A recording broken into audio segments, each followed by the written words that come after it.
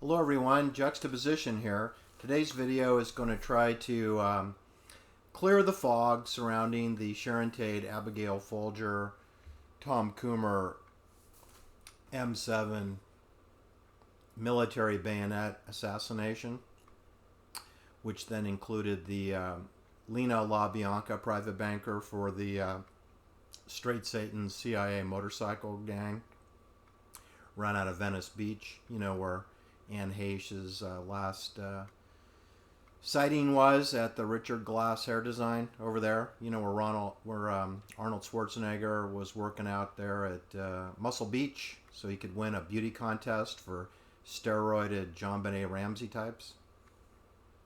It's a CIA concentration operation. Culver City, Venice Beach, Santa Monica, New Roads School, Church of Synanon, Marina del Rey, Dennis Wilson's untimely death, and of course all the MGM war propaganda films and Hogan's Heroes episodes filmed out of the studios in Culver City where Sharon Tate signed her first deal with the devil at Filmways Inc., which is in an office within the MGM building at Culver City, now occupied by Sony Pictures. But anyway, Sharon Tate did sign a 7-year contract in 1962. Her CIA parents co-signed it. Doris Tate, the woman who pimped her out as a beauty pageant queen princess from age 6 months in Dallas, Texas, when she won her first beauty pageant Tiny Tots contest in Dallas, 1943, I believe. And Paul Tate, colonel in the United States Army Intelligence. Sharon Tate was born into a CIA military Gladio family. So don't be shocked and don't be surprised that Sharon Tate would be murdered by the sword. You live by the sword and you die by the sword. I'm not blaming Sharon. She was born into it through no fault of her own. But her father was involved with Gladio, which in Italian means by the sword. And her father was in Operation Gladio in Verona, Italy. And he was stationed at a NATO air base in Verona, Italy. And he worked undoubtedly throughout continental Europe at the same exact time that William Egan Colby was station chief in Rome, working closely with the Bank of Vatican and Paul Marcinkus and Roberto Calfi, the #1 private banker in Milan, Italy, and bankers in Geneva and Zurich and London, England, of course. So want to clear the fog. It's complicated because there's a lot of CIA programs, invisible hand clandestine services, going on, and some of them are strictly military oriented. United States Army, Air Force, Marines, Navy.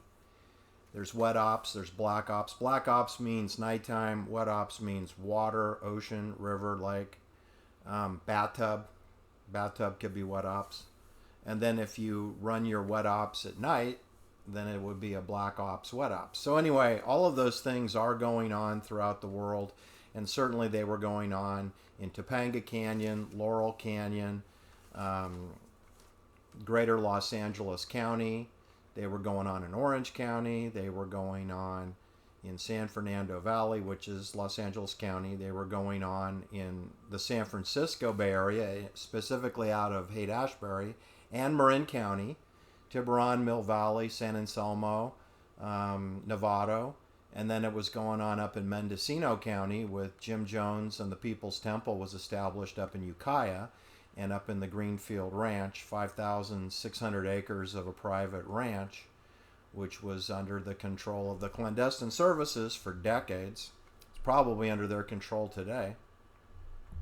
Just like the Spawn Ranch was, Iverson Ranch was, Corriganville Ranch was.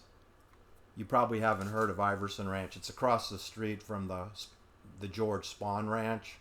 It's sort of kind of the same thing. It's just separated by the Santa Susana Pass Highway. Bisects Iverson Ranch with the Spawn Ranch. Now, they built some residential homes on Iverson Ranch, so it's not as open space whereas George Spahn Ranch is 58 acres, and it's still available, and it's been donated to the state of California so that they don't have to pay property taxes anymore, and you're free to hike on that property. The old western buildings have been pushed into the creek bed, the dry creek bed, and bulldozed, and the horse stables have been disassembled, and the fencing is gone. So it's just weeds. But you'll recognize some of the landmark rocks from literally dozens of films, Hollywood films, and television shows, from Bonanza, Gunsmoke, Cannon, Barnaby Jones, Columbo, episodes, Wild Wild West, Gunsmoke, like I said. They've all been filmed out on the George Spahn and Iverson ranches. All right, so anyway, Art Linkletter was, I want to emphasize, very important person in 1969. He was 57 years old. Ronald Reagan was a very important person. He was governor of California in 1969. He was 58 years old. Art Linkletter's 57-year-old. Now, they're all chums. They're old chums because Ronald Reagan and Art Linkletter were the co-masters of ceremonies for the debut grand opening of Disneyland in Orange County featuring Walt Disney, and that was 1955. So that's 14 years earlier. So Art Linkletter's 43 years old. Ronald Reagan is 44 years old. Ronald Reagan was the chairman, spokesperson for General Electric. You know, GE brings good things to life. That was the Ronald Reagan Corporation sponsor. Ronald Reagan was also the president of the Screen Actors Guild, SAG, and making him sort of the top figurehead for the actors of Hollywood, who are all controlled, as we've learned from my video. All the actors and actresses are completely and utterly controlled. That would include Ronald Reagan. That would include Art Linkletter, who's #1 television icon virtue signaling programmer. He's above Captain Kangaroo. He's above Pee Wee Herman. He's above Walt Disney himself. Art Linkletter has more TV time than all of Sesame Street. So Art Linkletter is really important. He did 25 years of service at CBS Television in New York and in Studio City, Los Angeles. He did 19 years with NBC Peacock. He knows all the actors at Disney Studios. He knows everyone that does films with Warner Brothers. He knows everybody in Hollywood, which would include Sharon Tate, which would include Tom Kummer, who was in a few episodes of Batman, which is a CBS television show, and Art Linkletter's third child of 5. Art Linkletter had 5 children, and his middle child, Robert, played young Joker in Batman. So Art Linkletter would have known Tom Kummer, Jay Sebring, through his affiliation with his son, but also because Art Linkletter was the most important television personality for CBS for almost 25 years. So he knows everybody. He knows everybody. He knows Bill Bixby. He knows Barnaby Jones, a.k.a. Buddy Epson. He knows Angela Lansbury. He knows my favorite Martian, the Martian. He knows Batman and Robin. He knows Green Hornet. He knows Bruce Lee. He knows everybody who is contracted to work at CBS Television. All right, so what I wanted to tell you is Ronald Reagan is the governor of California. He needs to be pacified and controlled and sent messages periodically as governor, just like, you know, our fake governor Gavin Newsom needs to get messages every once in a while, even though he has no authority to make any decisions. Nevertheless, he needs to be kept in line. That's true with Sleepy Joe Biden, who's mostly asleep. But the point is, normally, if you're in a figurehead position as president, or a Nancy Pelosi Speaker of the House, or if you're the mayor of San Francisco, or the mayor of New York, or the mayor of Los Angeles, like Eric Garcetti is, you do get messages sent to you fairly often. I don't know how often, but probably every 6 months you get a mind your manners message. So that would include Ronald Reagan, who's battling the People's Park, and he's dealing with draft dodgers and students of University of California, Berkeley, who don't want to be drafted into the Army and go to Vietnam. He's dealing with the protests at the Cal Berkeley campus, and on Telegraph and Adeline. He's also dealing with the Hare Krishnas that are moving in. So he has a lot of social unrest in California going on at the universities. And he's calling in the National Guard, and they're hurting and harming people's right to assembly, which is a constitutionally guaranteed right, which the United States has never observed that right. And you'll see that with the January 6th event, they are basically sending a message that people are never allowed to assemble in Washington, D.C., which, by the way, operates under maritime law, which is the law of the sea, maritime law. Everything else in America operates on the law of the land, which is a completely different form of legal due process. Maritime law is much more of an Inquisition style, Napoleon, you're guilty until proven innocent style of jurisprudence. Maritime law, also known as admiralty law, and that's what the Washington, D.C. monument's all about. It's about guilty until proven innocent. It's a shame that the Abraham Lincoln monument is there. That should be hauled away, and I expect it will be torn down eventually, and perhaps sooner rather than later. All right, so Art Linkletter is very important for children. Walt Disney is too, except he's passed away. He died in 1966, so he's out of the picture. I'm going to focus on Ronald Reagan, who's governor, Art Linkletter, who's the #1 children's television icon, and then you have the problem with Sharon Tate, Abigail Folger, who's a private banker for CIA in-field operations, Tom Kummer, who's a surveillance barber who pushes the button and hands you a glass of whiskey, and you start talking and he records your conversation. That's a CIA operation of surveillance. Those three were quitting. They were resigning. Sharon Tate got pregnant. She refused to get an abortion. She wanted to become a mommy, and she didn't renew her 7-year contract with Filmways, aka MGM Studios. So that is a problem. And those are all hard-nosed, no, I'm not going to reconsider. They're out. So they have to be replaced. So the CIA has to find replacements. It's not a problem finding a replacement for Sharon Tate. They're a dime a dozen. She's just a JonBenet Ramsey beauty queen. I mean, no offense to Sharon Tate, but she wasn't very talented. She didn't speak any foreign languages. She couldn't play the piano or a musical instrument. She couldn't dance. She couldn't sing. So she was just a pretty brown-eyed blonde, 5'6", 128 pounds or so. So nothing really special about her other than the fact that her father worked for Army intelligence and was a part of Operation Gladio in Europe.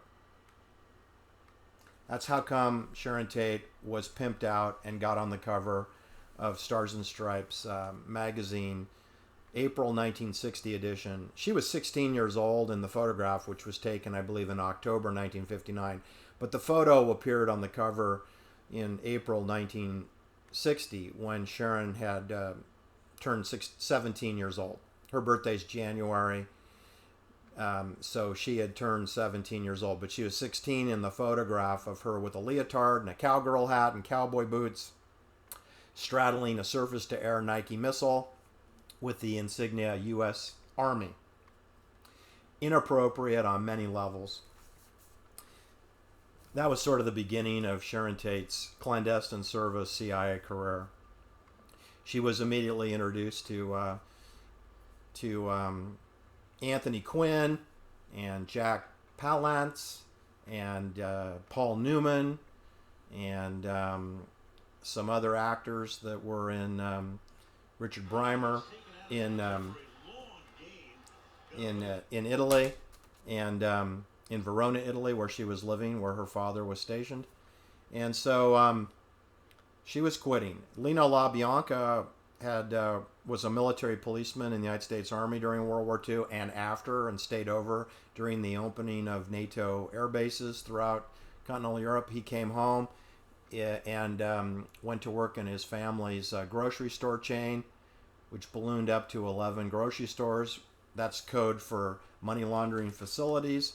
And he, through his contacts with clandestine services, was participating in the depositing of money collected for CIA drug sales from the Straight Satans in Venice Beach, out there where Anne Heche disappeared.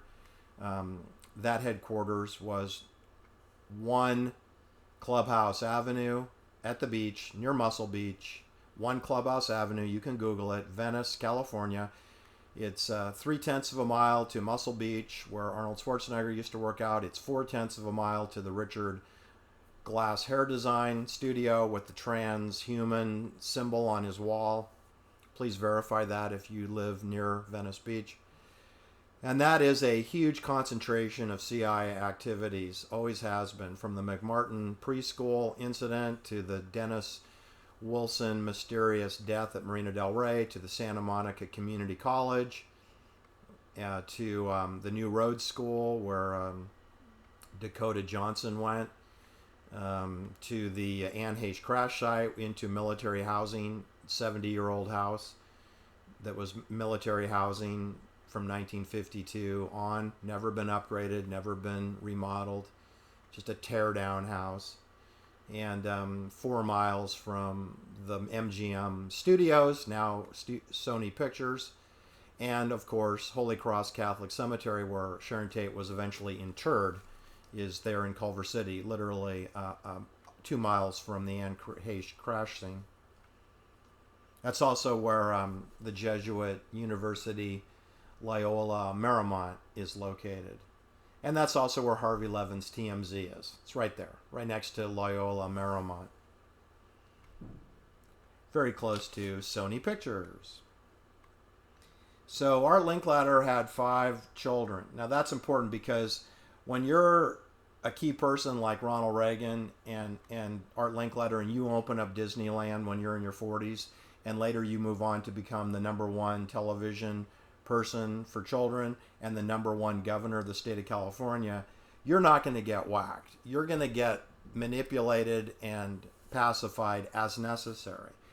And a person like Sharon Tate, who's only 26, and a person like Abigail Folger, even though she's from nobility class, she's 25 years old, she's new to the business, she's only been a private banker for 18 months, or if you're Tom Kummer and you come from middle class New Orleans, you're 35 years old, you're a barber, you're not that important in the whole scheme of things. You can easily replace a barber.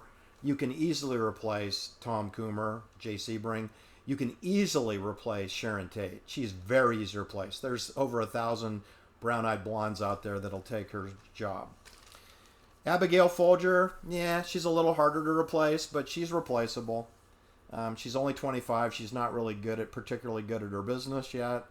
Wojtek Frykowski, he's 32 years old. He's twice divorced. He's a Polish Jew that's in the CIA. He's not really very important in the food chain. And Leno LaBianca, he's kind of the most important person of all the people, but he's given a hard no, and he's buying horse property down in North San Diego County in Vista, which is a good 2-hour drive away. As the crow flies, it looks like it's about a 90-mile drive. However, with traffic and the fact that he's set back in Vista, it's every bit of 2 hours away, which is going to make his money laundering operations with the motorcycle groups, the Satan Slaves in San Fernando Valley and the Straight Satans operating in the Los Angeles basin between Venice Beach and Laurel Canyon, Hollywood. It's going to make that impossible, really. He's just going to be too far away, and he's not going to want to commute up.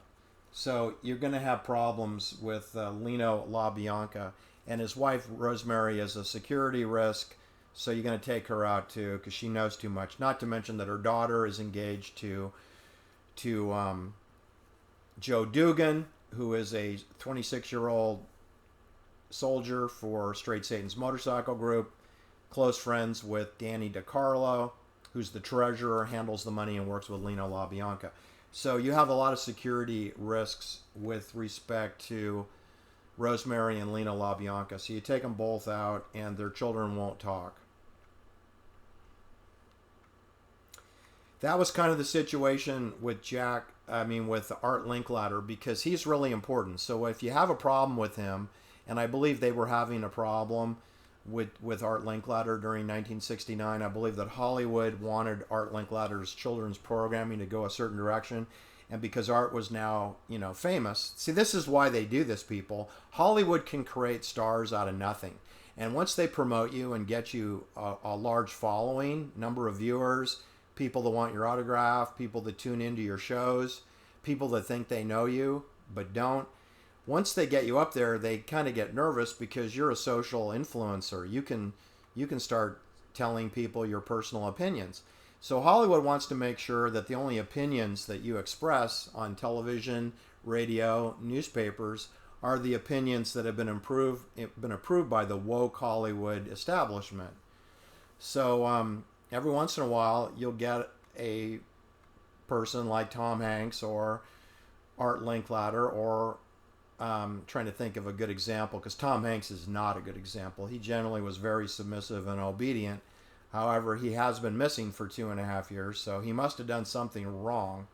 Or Anne Hayes, she's missing now, so maybe she did something wrong. And Sharon Tate, we know she did something wrong. She got pregnant, refused to get an abortion, and didn't renew her contract. Those are 3 things that Sharon Tate did wrong. Abigail Folger wanted to quit, and she was seeing a psychologist bemoaning her decision about having to tell her mother she's quitting because her mother got her the job. Abigail Folger's mother was Ines Mejia. She's the #1 private banker in San Francisco during the 1960s. She's a very important person. Ines Mejia is the key to cracking this whole case. Ines Mejia ended up living to 100 years old. So as you see, they whacked her daughter, but they didn't whack Ines Mejia. Just like they never whacked Art Linkletter. He lived to 97. They didn't whack Ronald Reagan either, even though he was 58 years old when Sharon Tate was murdered. Ronald Reagan's 58. Art Linkletter is 57 years old. Leno LaBianca is 44 years old. He's a working class guy with a USC finance degree, private banker for drug dealing. He's also owns 7 apartments that he provides housing for CIA operatives in the Los Angeles area. Rent-free, because, Leno gets paid from his private banker. He has a private banker that pays him, but his tenants don't pay rent. They're assigned provisional housing. So anyway, the way you get to Art Linkletter is you go through his children. He had 5 children in chronological order. His eldest child was Jack, a son, born November 20th, 1937. He was 31 years old when Sharon Tate was murdered. Anyway, Jack Linkletter had several Hollywood television shows and appeared with his father in numerous shows. The second child in the Linkletter family was a girl, Dawn, a daughter, and she was 29 years old when Sharon Tate was murdered. She was married also to John Zweyer, who was 33 years old. So he has a daughter, Dawn. Then after that, he has Robert Linkletter, a son. His third child is a son, Robert. Robert was 24 years old in August 1969. Then he had another daughter, Sharon. Sharon was 23 years old when Sharon Tate was murdered. And then there was the baby, Diane. Diane was 20 years old in August 1969. So Art Linkletter had 5 children, 2 sons, and 3 daughters. He participated in television shows involving his children, all his children. However, it was Jack and Diane and Robert that did the most. Jack did the most, the eldest son. He had his own game show. I think he had at least 2 different television shows, and the others just did bit parts and appeared on their father's TV shows, like I've Got a Secret and some other melodramatic appearances. Anyway, I believe that Ronald Reagan, governor of California, perhaps was not agreeing with everything he was told to do, like calling in the National Guard and shooting, young kids who were objecting to the Vietnam War and the conscription, the draft, the forced mandated draft. That was the main purpose of the assembly at the universities, was to avoid the mandatory draft. If you didn't have a job and you weren't going to get a master's degree, you'd have to be inducted into the Army. And you have a 50% chance of going to Vietnam. And no one understood what the purpose of Vietnam is, even to this day. But meanwhile, you've got Governor Reagan told what to do, because he's a figurehead. He's not really running California, just like Gavin Newsom is not running California. All right, so Art Linkletter, he's not really running CBS either. He just happens to be the most popular person at CBS, but he's not running the show. So what you do is you go through the children in order to get to the parent. So I don't know what the problem was with Art Linkletter. I do know the problems were with Sharon Tate and Abigail, Folger, and Leno. They were exiting stage left from the CIA. So you've got that's a separate problem. That's got nothing to do with Art Linkletter. It just turns out that Art Linkletter knows Sharon Tate and he knows Tom Kummer. That's just a quirky accident because, you know, they're in Hollywood and he's in Hollywood. Okay? So, and they're about the ages of his children. So that's just a coincidence. That's all that is. There's not a direct link between Art Linkletter and Sharon Tate, but there's an indirect link in that they're both part of the CBS television family. And they both have problems with the invisible hand.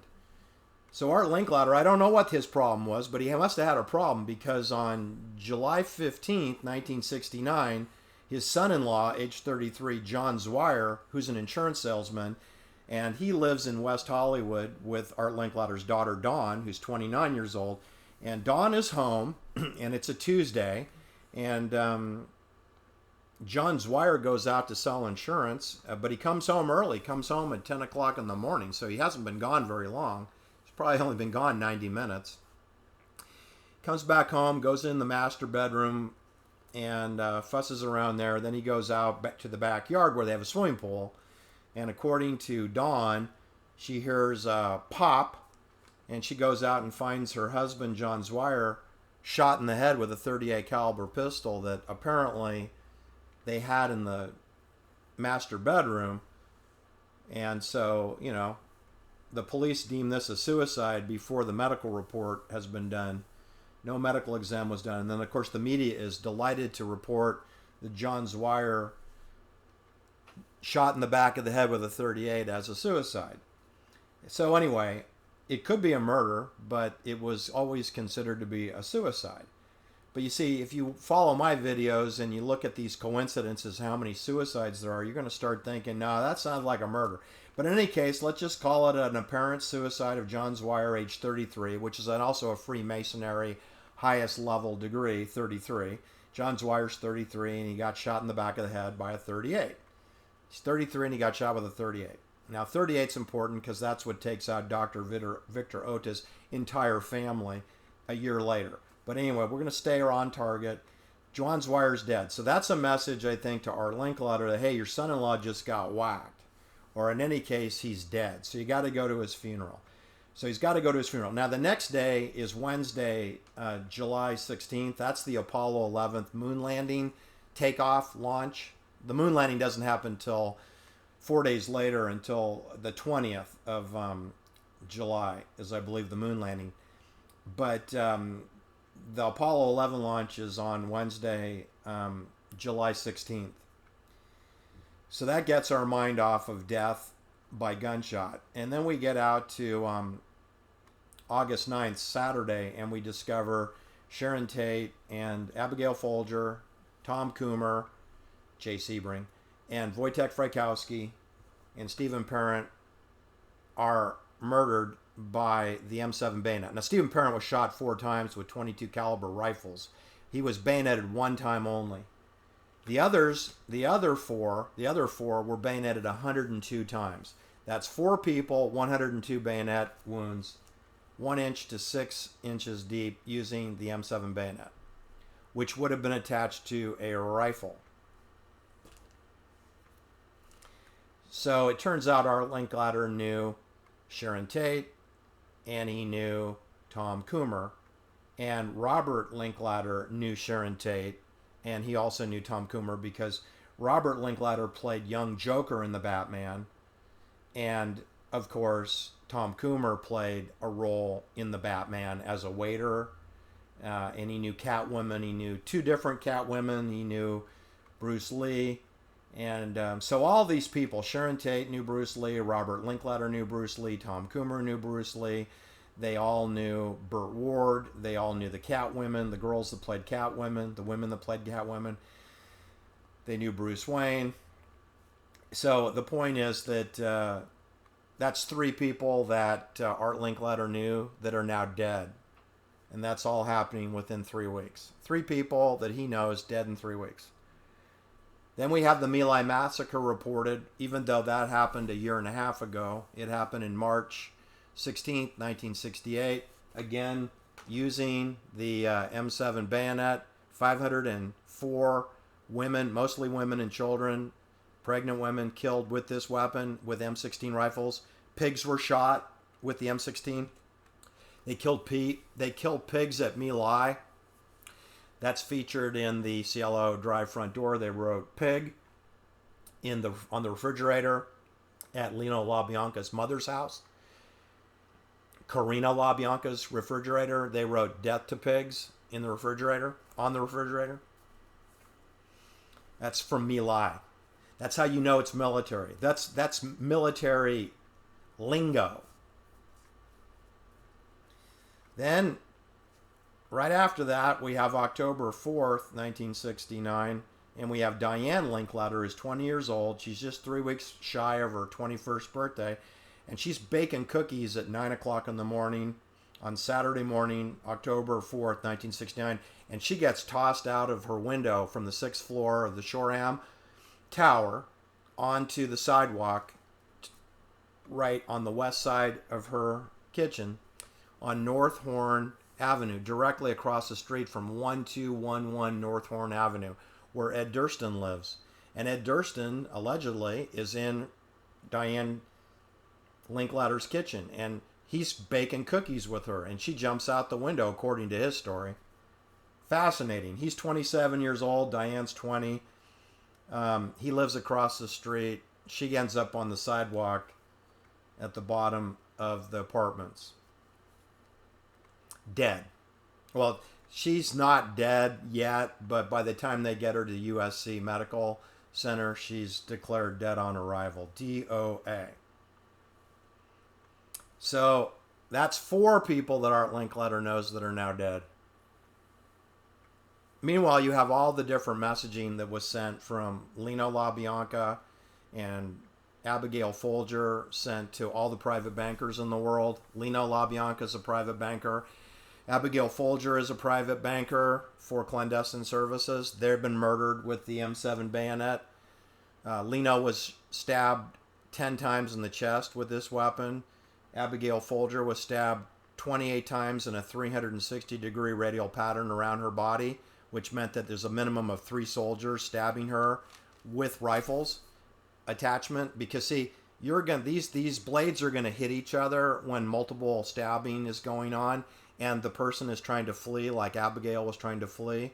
And Wojtek Frykowski was stabbed 51 times with this weapon in a 360-degree pattern around his body, meaning that there were 3 to 6 people stabbing Wojtek Frykowski, age 32, in the darkness, because he was attempting to flee the property. All right, so Leno LaBianca had to have been pacified or chloroformed, as did Rosemary, as did Sharon Tate, as did Tom Kummer, because their stab wounds were in their chest and in their back. And they didn't have any stab wounds in their side or their stomach, meaning they were not attempting to flee. They were passive, meaning pacified. Also, you should know that in the pool house, you have a 19-year-old boy, William Garrickson, and he was not harmed in any way. He was not beaten up. He wasn't bayoneted. He had 3 dogs. One of the dogs was a 75-pound German dog, and those dogs were not harmed. So in order to pull off the bayoneting of 5 people and allowing 3 dogs to not bark but live, and allowing a 19-year-old pool boy to live, that's the highest level of professionalism you could do. And you couldn't do it with one person. You couldn't do it with Charles Watson, age 23, with a bum knee, and Patricia Krenwinkel, age 21, and Susan Atkins, age 21, with a little baby boy, 9 months old. with a ditz called Linda Kasabian, allegedly parked in a Ford Galaxy, blocking the driveway on Bella Drive, when we already have a 17-year-old girl coming home at 1 o'clock in the morning, and she didn't see any Ford Galaxy blocking. There's a lot of work. There was staging of the crime scene. There was placing a United States American flag upside down on the crummy sofa. There was the writing of the word pig in the front door. Okay, there was the hanging of Sharon Tate and Tom Kummer with a 40-foot nylon rope. A pillowcase over Tom Kummer's head. Pillowcase over Leno LaBianca's head. Pillowcase over Rosemary LaBianca. This all takes time, people. Then you have to wrap the lamp cords around on the rope, and somebody's got to plant. Somebody planted a buck knife in the sofa. It has no fingerprints, no blood spots on it.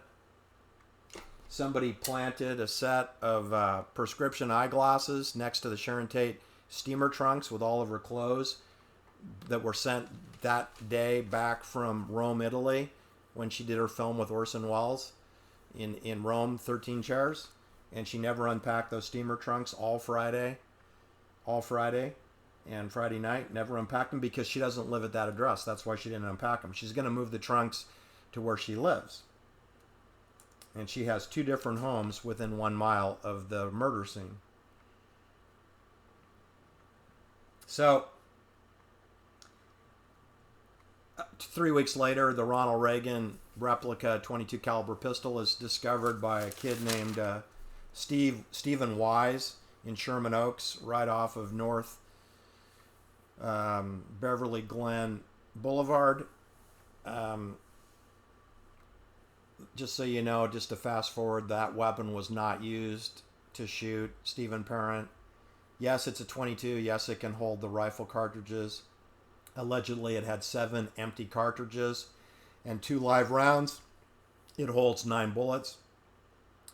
Now, that 7 empty cartridges kind of is a perfect mirror image to Cielo, because there were 7 bullets dug out of the victims. 4 in Stephen Parent.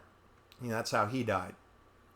However, he was shot in rapid succession, so if it was going to be a pistol, it had to be a semi-automatic pistol, not a 1947 buntline Ronald Reagan cowboy western pistol, which is real clunky and shoots slowly. That would never have been able to stop Stephen Parent as he made a run to crash through the disabled gate.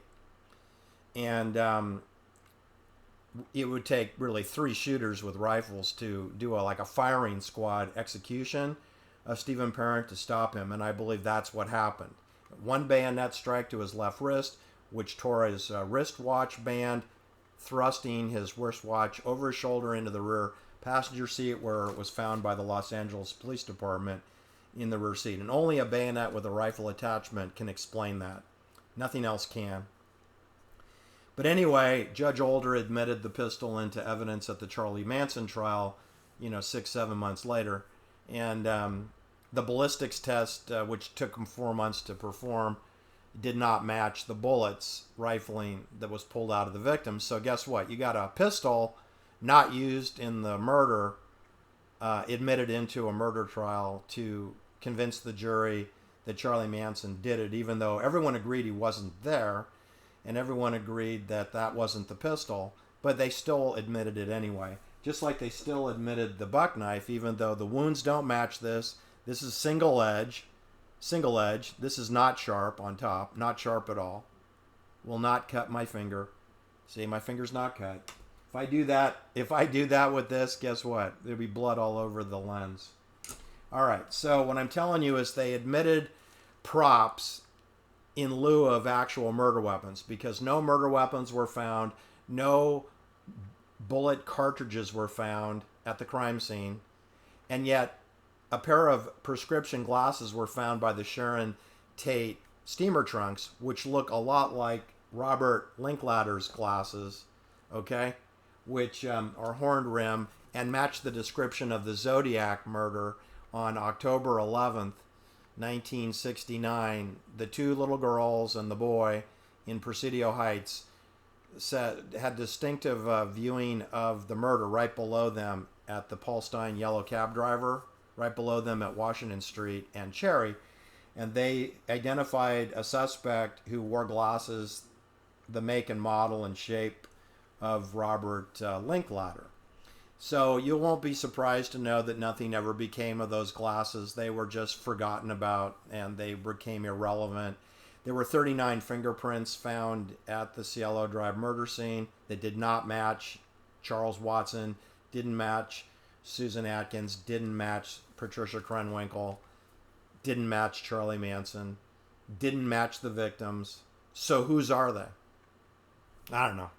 Whose glasses are those? I don't know. Whose buck knife does this belong to? I don't know. They did it. So, like with suborned perjury and fake props and no defense offered, and then defense lawyers that are homeless, living in their car behind the judge's chambers. Charlie Manson's lawyer was homeless, living in his car. So he was never late for work because he lived at the jail. I'm not kidding. It's really pathetic. Anyway, that's the cover story. I don't like to talk about the cover story. What I like to talk about is the motivation for these murders. And everybody that got whacked was quitting. So they have to be eliminated because they're security risks. Also, you want to send a message to the replacement. Don't ever quit on us. You need to get permission for retirement. And number two is you need to send a message to everybody who's in the clandestine services who are basically thinking maybe that they're an important person. They have to be reminded that they're not important and they can be whacked too. That includes the president of Warner Brothers, the president of Disney Studios. That includes the president of Sony and CBS Television, NBC, Peacock, Paramount Pictures, Robert Shapiro, a.k.a. Bob Evans. Doesn't matter if you're Steve McQueen. Doesn't matter if you're Cary Grant. It doesn't matter if you're Elizabeth Taylor or Debbie Reynolds. Everybody is going to be getting a message of obedience through the murdering of Sharon Tate and Abigail Folger, who's going to send a powerful message to all the bankers that, hey, we can come to New York and we can bring the My Lai massacre to Manhattan. All right. So I don't know what the problem was with Art Linkletter, but, to have your son-in-law murdered, to have Sharon Tate murdered, who's someone who's in your CBS family, to have Tom Kummer murdered, to have your daughter Diane thrown out of her apartment, a really nice, that apartment would sell for $1.5 million today as a condo. It's a $1.5 million condo. She's 20 years old, living in a $1.5 million condo in West Hollywood. And then later, in 1980, have your son, Robert, in 1980, have him killed in a head-on collision by a woman who went over the center line on Santa Monica Boulevard and was not charged with vehicular manslaughter, even though she went over the center line and collided into Robert Linkletter, killing him at age 35. So that's a fifth person that Art Linkletter knew that was killed before age 35. Right? Everybody's under 35 years old that he knows. Lord have mercy. His son-in-law was 33. His daughter Diane was 20. Sharon Tate was 26. Tom Kummer was 35. His son Robert was 35. Anyway, I'm going to do another episode where I'll talk about Ed Durston, who's a friend of Art Linkletter. A friend of Robert Linkletter. And his name appeared in the Abigail Folger Black Book, which meant that he must have been someone getting paid from her, a.k.a. clandestine services. And we'll get into the Victor Otis story, how that weaves back into the Robert Linkletter case. All right. Thanks for listening. But basically, my point here is that you have the Sharon Tate, Abigail Folger, Leno LaBianca pacification and control assassination using NATO soldiers to send a message throughout the ecosystem of the clandestine services. After that was over, then they rolled it out to the general public as oh my God, there's a Charlie Manson cult family and they're out with kitchen knives doing stuff. Complete false. 52 years of mendacities. Meanwhile, Ronald Reagan was controlled and Art Linkletter was controlled through the messaging that was layered on top of each other. The peace movement, the anti-draft movement, the children's entertainment indoctrination movement, that was being run. Those are all separate programs being run on top of the Haight-Ashbury Project and the Amphetamines Research Project, run out of San Francisco and Los Angeles, where you have a huge drug distribution operation being run with the Straight Satans out of Venice Beach, and site of the last sighting of Van Heesch, and where you have it run out of San Fernando Valley with the Straight Satans near Chatworth and Van Nuys, Studio City, Hollywood, and run out of San Francisco and Oakland, Alameda County with the Hells Angels, Sonny Barger chapter, and we had the Altamont Pass free concert and Bill Graham's free concert. That's a honeypot operation, right? Sort of like Truthers for 9/11. That's a honeypot. If you sign up for them and send money, then they'll have you in the database. Because the guy that runs that Truther movement, he works for CIA. And I know that because he was babysitting one of my best friends who was a top scientist at the Lawrence Livermore Weapons Lab. And anytime you retire and you get the guy who's in charge of the 9/11 Truthers living in your home as your babysitter for the last year of your life before you have a magical heart attack and die, that's creepy. That's real creepy. So I have zero confidence in the 9/11 truth movement. Even though I believe in it, I don't believe that in the president of it. I won't name his name on this program, but he is a creep of the highest order, and he's infiltrated, and I think he's completely engulfed and infiltrated in the clandestine services. So that's a honeypot operation for architects and engineers. And you got that Robert Malone character. He's another honeypot. You know, he is the devil. He's the one that made his whole career doing gain-of-function research and mRNA bioweaponry. And you're telling me he's going to be the savior of the planet? No way. He should be in a prison cell somewhere, not raising horses on a horse farm. He's living high on the hog for a guy who claims to be our savior. So these are what you call Trojan horses. You know, these are Trojan horses. God knows there's so many of them out there. Thanks for listening. Hit the like and subscribe, and we'll be back later. Have a great day.